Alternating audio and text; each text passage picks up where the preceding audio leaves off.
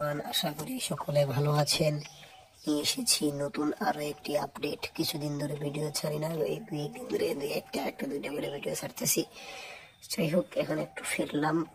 তো এবার যে নিউজটা আমি আপনাদের সামনে নিয়ে আসছি, অবাক হয়ে যাবেন। ফিল্ম ফেয়ার এর লেটেস্ট তথ্য অনুযায়ী কাল্ক কাশিক আন্দাজ আপনা আপনা ছবির সিকুয়েল আন্দাজ আপনা আপনা 2-তে প্রথমবারের মতো 3 খানকে একসাথে দেখা যেতে পারে এবং পরিচালনার দায়িত্বে থাকবেন রাজকুমার সন্তোষী। দেখেন, আমরা তো শাহরুখ সালমানকে একই সিনেমায় অনেকগুলো সিনেমায় দেখেছি, 4-5টা করে দেখে ফেলেছি।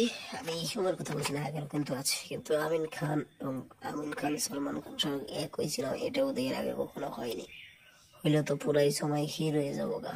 কি ভাবতেছেন আপনারা? তবে দেখা যাক কতটুকু কি হয়।